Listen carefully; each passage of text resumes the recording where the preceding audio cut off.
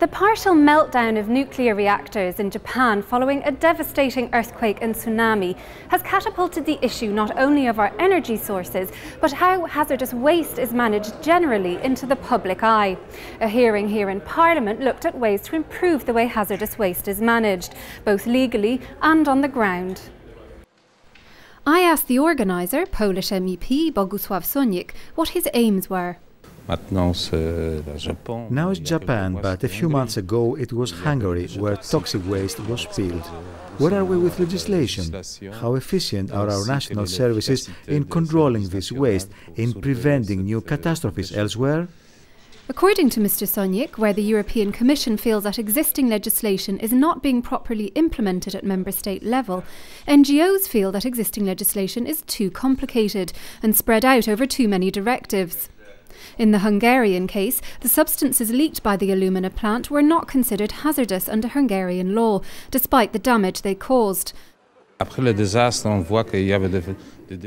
disaster, we see there were deficiencies in the functioning of sites. Risks were ignored and false results of controls published.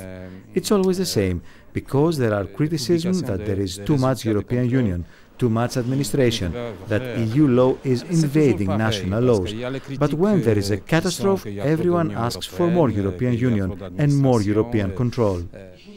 Marek, Bukala, founder of a Polish company that develops ways to reuse or neutralise waste with as little environmental damage as possible, thinks waste producers should be made more responsible legally for what happens to their waste.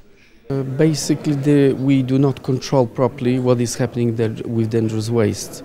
And the black market that today exists on the documentation, for example, that is changing the waste, the very dangerous waste, leaving the producer. By the time it gets to the landfill, it becomes safe.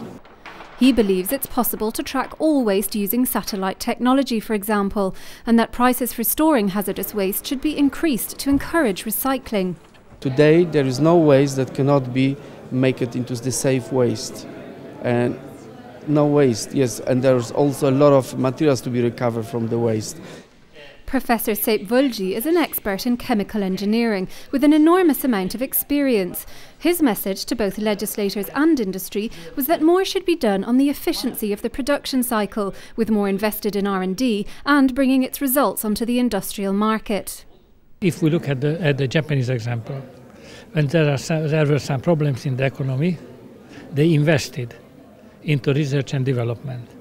And it's the right policy. It has been proved that it works. The EU will now certainly look at ways to better monitor and simplify legislation governing waste management. But another message rang clear here as well. There should be more focus on prevention and new technologies. How effective the EU's 2020 Sustainable Growth Strategy will be at achieving that remains to be seen.